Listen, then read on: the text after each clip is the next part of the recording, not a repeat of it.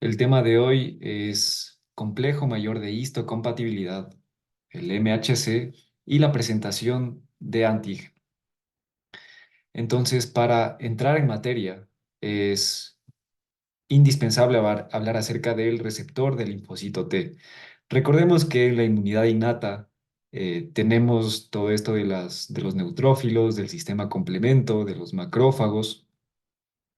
Y en la inmunidad adaptativa, los principales componentes van a ser los linfocitos B y sus anticuerpos y los linfocitos T, los cuales se van a dividir en linfocitos T CD8, que son los citotóxicos, y linfocitos T CD4, que son las células colaboradoras. ¿Y por qué se les llama colaboradoras?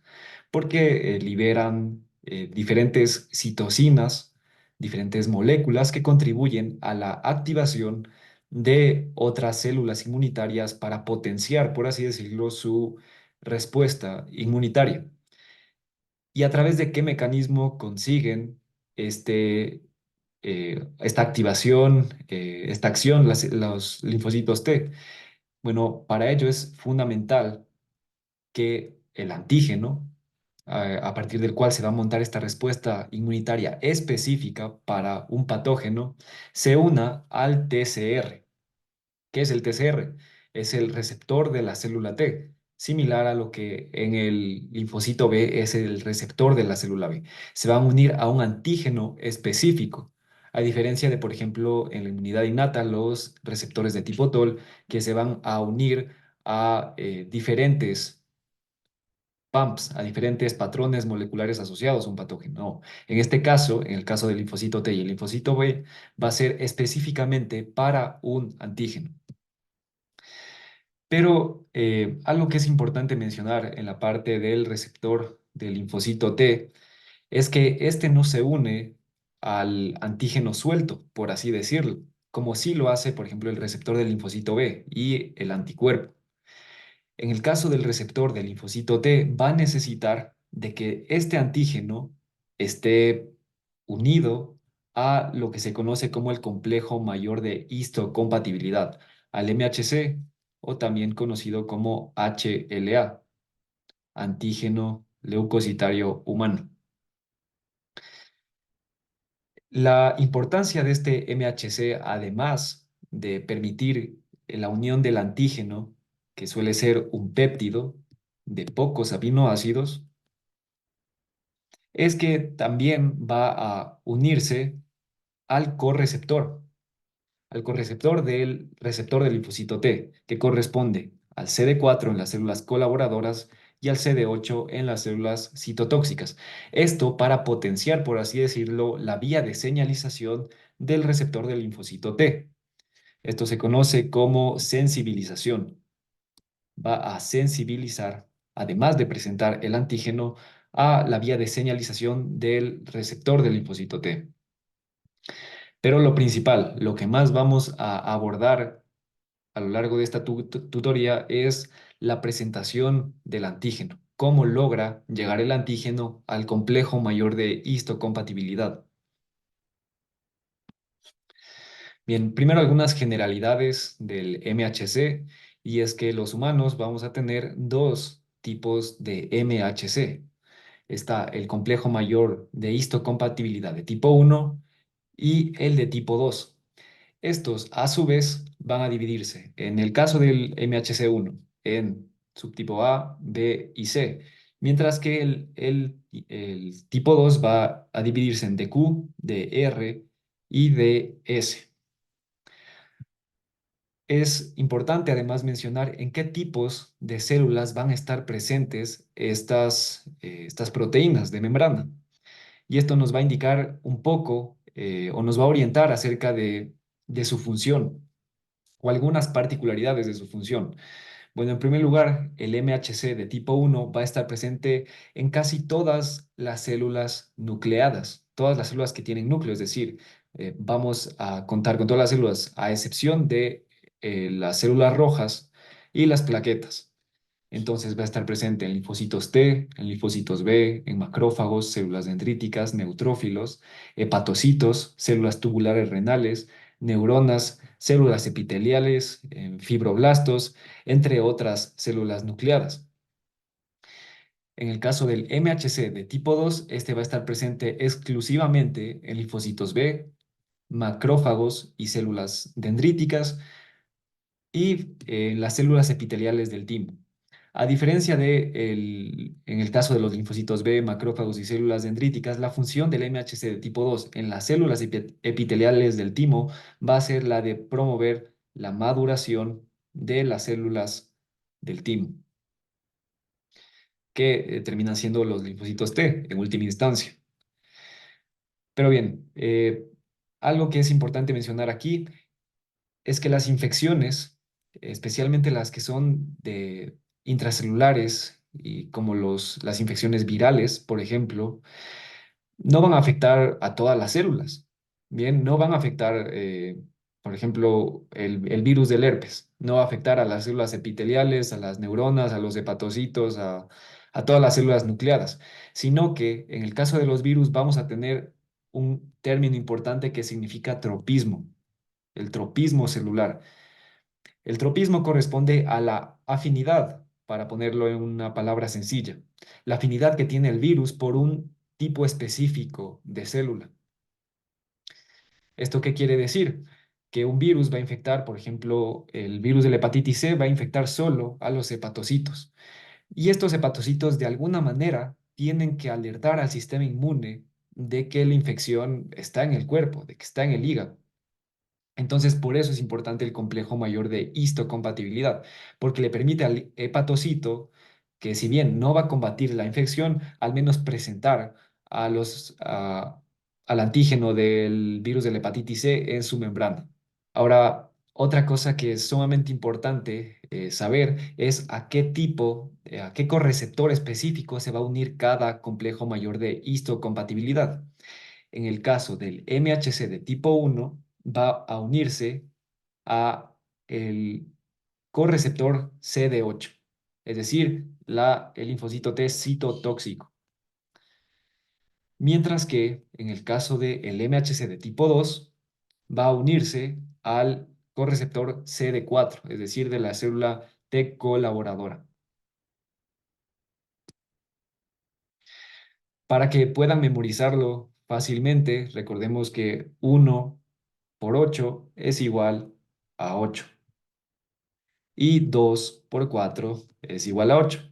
Entonces, la multiplicación de los números que están en estas moléculas siempre va a ser 8, para que puedan recordar. Adicionalmente, quizá no es un dato muy relevante para esta tutoría, pero bueno, cabe mencionarlo. Y es que recordemos que lo que se presenta en el complejo mayor de histocompatibilidad va a ser un péptido. Exclusivamente va a ser un péptido. A diferencia de, por ejemplo, en el receptor de la célula B pueden ser incluso azúcares.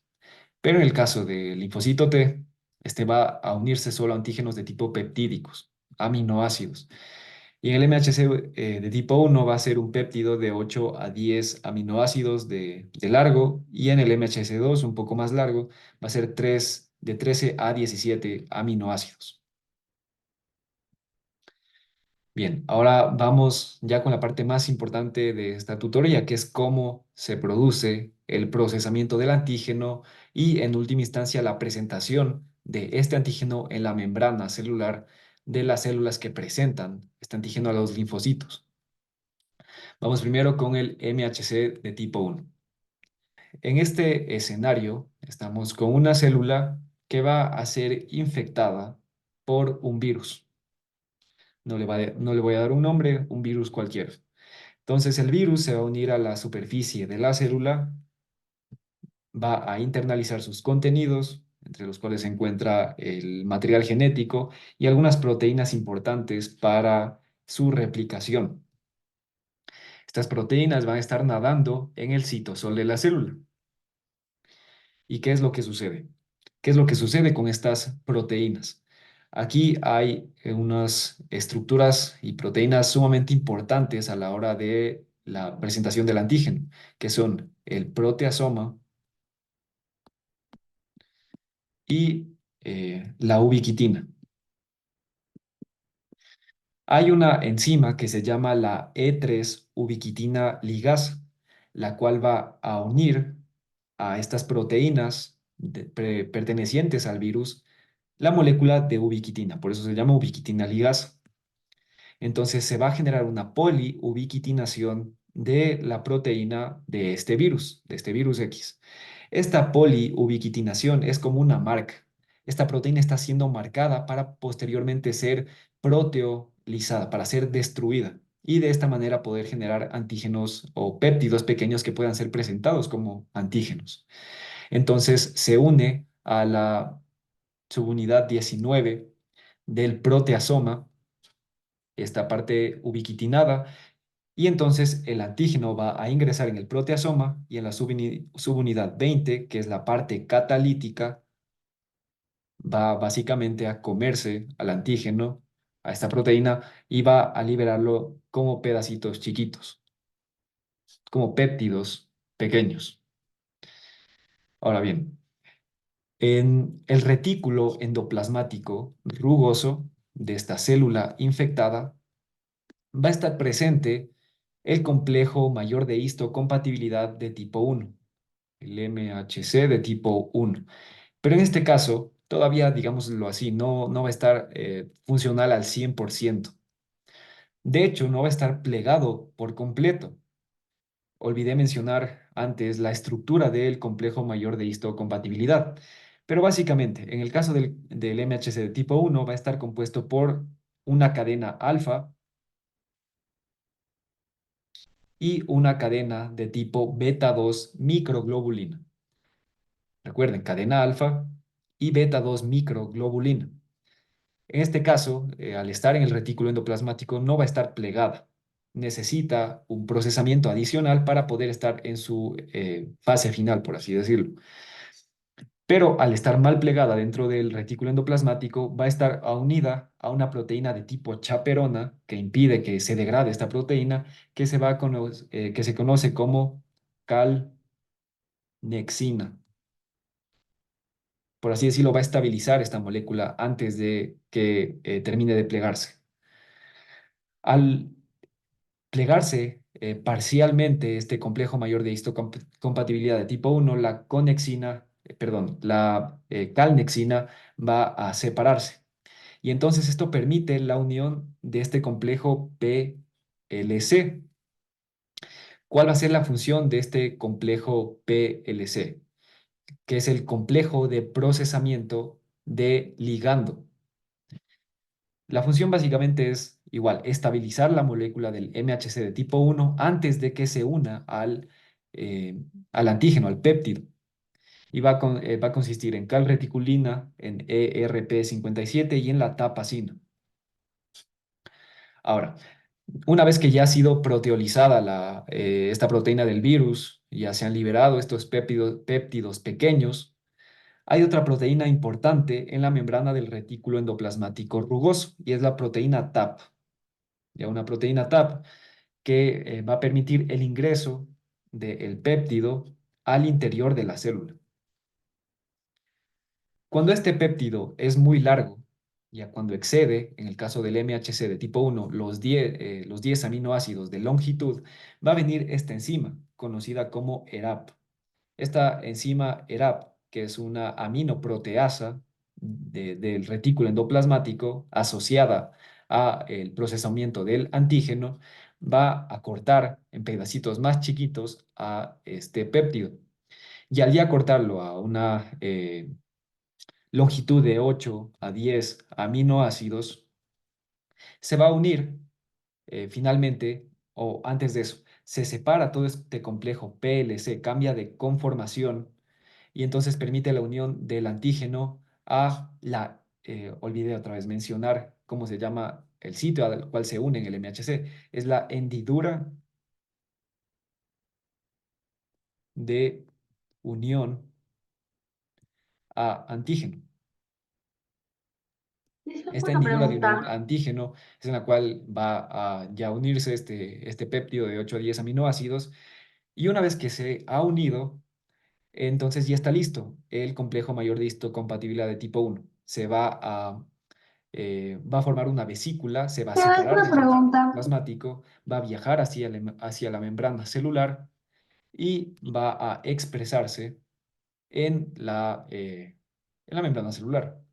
Y al fusionarse con la membrana celular, entonces el complejo mayor de histocompatibilidad de tipo 1 va a estar lista para que venga el linfocito T CD8, se una al correceptor CD8 y al receptor de célula T, y esto genere ya la activación de la célula, la presentación del antígeno.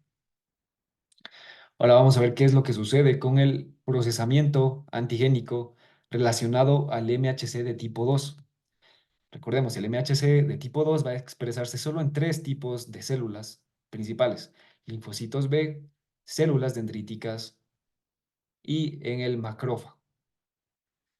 Y aquí voy a poner el ejemplo de un macrófago que va a combatir una infección por tuberculosis. Entonces, esta pobre persona está infectada de tuberculosis.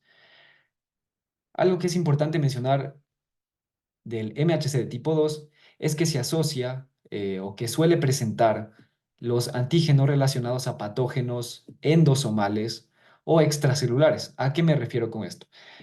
Si se dieron cuenta en la parte del MHC de tipo 1, este va a presentar antígenos de células que directamente o de patógenos que directamente infectan al citosol, que proliferan en el citosol o que proliferan también en el núcleo. Pero como ven aquí no se observa que están fagocitados, no han sido fagocitados, no están en una vesícula endosomal, no están en el fagosoma. Pero en el caso del MHC de tipo 2, este va a asociarse a estas vesículas. eh, cuando cuando la célula, en este caso el macrófago, se come, fagocita a el patógeno, en este caso al Mycobacterium tuberculosis. Entonces lo fagocita y esta bacteria va a estar nadando en el interior de este endosoma, de este fagosoma. Ahora, al igual que el MHC de tipo 1, el MHC de tipo 2 va a estar inicialmente presente en el retículo endoplasmático rugoso. Ya, pero en este caso, y a diferencia del MHC de tipo 1, este va a poder salir del retículo endoplasmático incluso antes de haberse unido a su péptido correspondiente.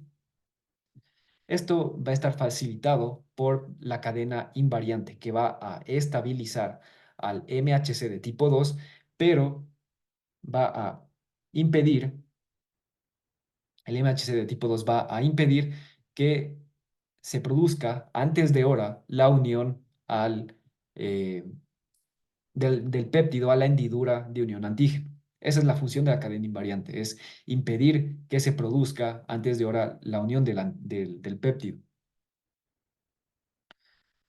Entonces, una vez que se ha liberado el- la vesícula con el MHC de tipo 2 en su interior, se va a producir una degradación de esta cadena invariante. Se produce una degradación en el interior del endosoma, pero hay una parte de esta cadena invariante conocida como el CLIP, como la proteína CLIP, que va a estar unida, o el péptido CLIP, que va a estar unido a la hendidura de unión a antígeno. Esto va a impedir que se una otro péptido en dicho lugar. Ahora, eh, posteriormente va a aparecer ya el lisosoma.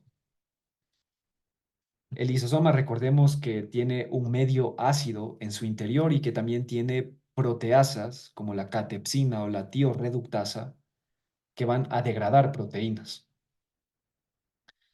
Entonces se fusiona el lisosoma junto con la vesícula que contiene al MHC de tipo 2 y además se fusiona con el fagosoma, formando de esta manera el fagolisosoma.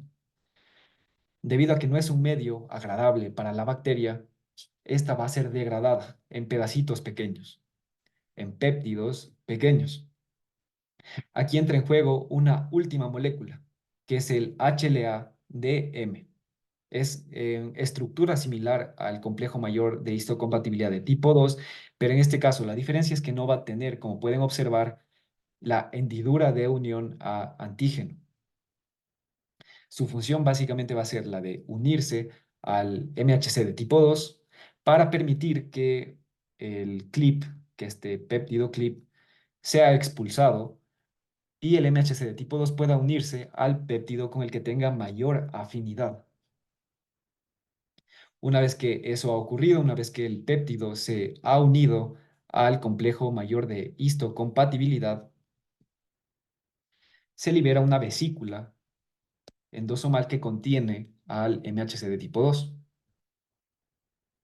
Entonces, este va a integrarse en la membrana celular, vamos a expresar al MHC de tipo 2 en la membrana y entonces, bueno, les presenté antes un macrófago, pero aquí presento otro ejemplo.